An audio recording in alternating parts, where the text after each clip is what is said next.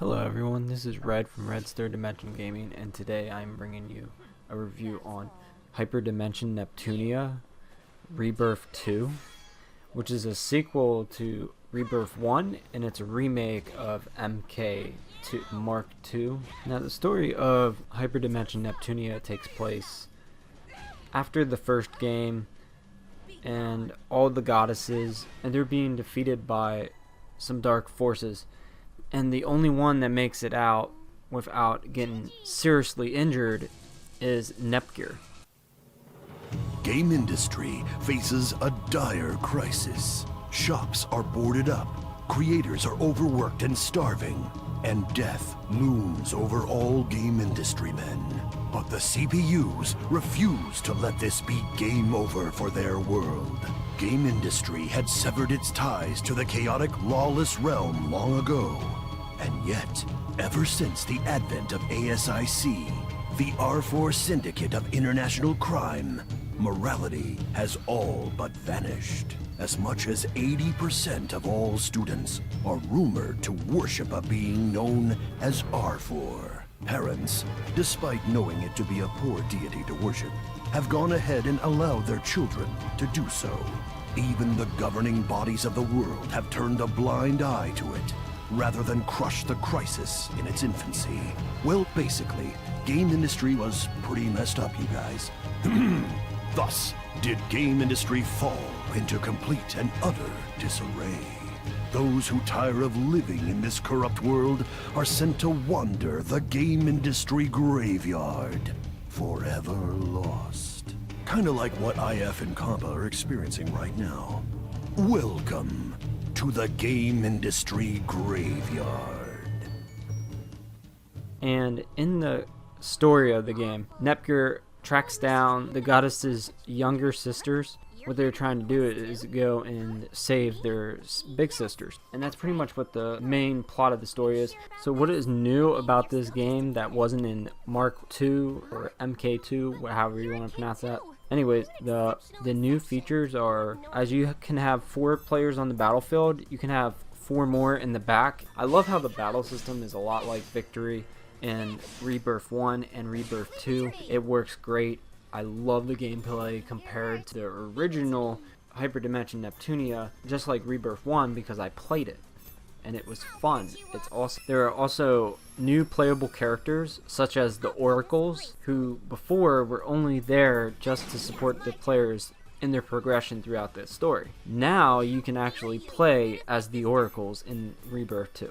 And then one new character that I thought was really cool is Stella, and she has a little mini game inside of this game, and it's called Stella's Dungeon. And what you do is you give Stella equipment and gear, and she could die. If she dies, then you don't get any of your items back. But if she returns, you get a bunch of goodies. And I think they implemented this pretty well into the game, but it's not for me that much. But some players might like it. So it's always nice that they add little touches like that. Add this little mini game in, and some players might absolutely love it. So I wasn't like the biggest fan of it, but I don't think they did anything wrong by adding it. I like the fact that they added more content to the game. One thing that makes the event scenes better is that now they've added an active animation system, which now the characters move and speak more fluidly throughout the event scenes. Overall, it just looks better in the scenes of the game. Another new change they made to the game is the remake system, which you go around, and when there's a new event, you just click on it. And sometimes when you talk to these characters, they'll give you a remake plan, a certain area. And what happens is you can actually make an area have weaker enemies. You can actually make that area have stronger enemies. It's really cool. I like it a lot because you can change up how you play the game, and you don't have to keep going same boring enemies, oh my god, they're so easy. You can actually make them harder. So that makes the game a little bit better. And if it's too difficult, you can go back and change it and make it an easier level. And you can actually add new dungeons. You can actually change the items you gather in certain dungeons. It's pretty neat, the little system they added. And I know there's a lot of content that they added, but here's one more for you. They've added blank discs so that you can create your own game disc, and you can create new equipable items by burning idea chips, which these are abilities, onto blank discs, and depending on which idea chips were used, a godly game may result, and it will grant you an additional ability. Now, this is all a lot to take in. Trust me, this game is awesome. I liked it better than Rebirth 1. I liked it better than the original Hyperdimension Neptunia, MK2, Mark II, and Victory. I liked it better than any Hyperdimension Neptunia game. The reason why is this game has it made perfectly.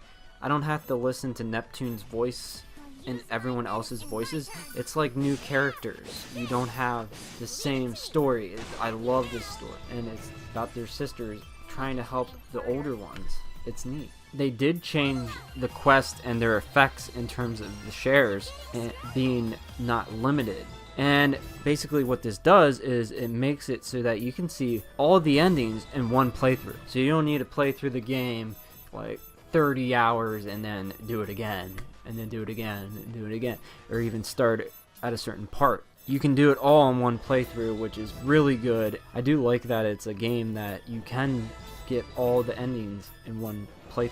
They did add a new ending. I didn't see the new ending yet, but I've heard that they added a new ending, which is pretty cool. There were 9 endings altogether. This Hyperdimension Neptunia game has the most characters that you can play as, and I believe it's around 20 or so. Someone wrote 22 somewhere, but it is a lot.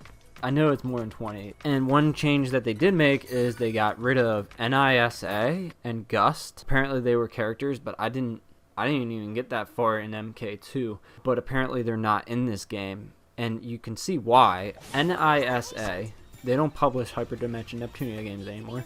Gust does not develop any games or anything about them anymore. It's Idea Factory and Compile Heart. And also Felice Stella. I don't know if I'm saying that right, but that's a developer that helped make the Rebirth series. And that's where Stella comes from in the game. Oh, the game's full of references too. I just love it. I'm always reading an old Nintendo or Sony thing from the game, from these little characters. If you go in and you read every single thing that the side characters say, it's awesome. If you want to know my favorite character, I like Uni out of this one here. She's really cool. I like her. And Red is pretty funny too. I'll just play a little clip here and show you why I like Red. She's crazy. She has so many friends to help. Me? Can't you hear the bells of marital destiny ringing for us? This meeting is the start of our life together. Goodness. I don't really see where this conversation is going. Okay, so basically, take me with you. There's no way I'd let my wifey out of my sight when trouble is afoot. I do hereby solemnly swear to protect my wifey with my lifey. What am I supposed to do in this kind of situation? Let her join us, I guess. After all, you can't deny that she's pretty strong. Having more friends is good for your health. Yay! Huzzah! Etc. Awesome! I hope we'll be together forever, my wifey goddess. I'm sorry, but could you please not call me a goddess like that? I'm only a CPU candidate, you know. I'd be much more comfortable if you just called me Nepgear. Ooh, that's my girl. No need for me to be so formal with my wifey, right? Then, let's have some fun, Nepgear! Now, going from the story and all the changes, I'm going to talk a little bit about the gameplay. There is a mode where you can connect your characters. It plays exactly like Rebirth 1, and there are a few changes here and there, and it's perfect. It is the perfect gameplay for a JRPG. I love this style. It's better than the new style gameplay for Final Fantasy 13. I like Final Fantasy 10 better, but this one is perfect the way it is. It's a turn-based roaming RPG. It's kind of like some of the Tales games, how you roam around, mixed with Hyperdimension Neptunia. And I like that you can have extra characters in the game to help you out. I always love Kampa. She's always my medic. Everything seems easier and better in this. The enemies don't seem quite as hard as Rebirth 1. You had to really grind just to get a high enough level and get enough money for some items that would give you extra HP. But also in this game, just about almost every character has a healing ability, which is awesome. I like having more than one character with a healing ability. And in Rebirth 1, it seemed like there was only one main person that was really good at healing, and everyone else didn't really have it. In Rebirth 2, it seems like everyone's unlocking it eventually, and it's awesome. I still love from Rebirth 1 the combos that you can set up however you want, and then you can have the EXE special ability. After you get hit enough and after you're attacking enough, your little bar will go up the whole way, and then eventually you can use your ability. In the game, they say the fastest way to get it up is using the triangle, the fast motion attacks that you do a lot of hitting and hitting and hitting, and it's awesome. The game just feels like Rebirth 1, but better. For the graphics in the game, the producer said they didn't really change the environments too much in Rebirth 2, and I think it looks fine. If you still have the original PS Vita, the LED screen looks amazing. The game is beautiful, and the fact that it's smaller, that probably helps a little bit. But the characters, they pop out, they're beautiful. Update the characters a little bit.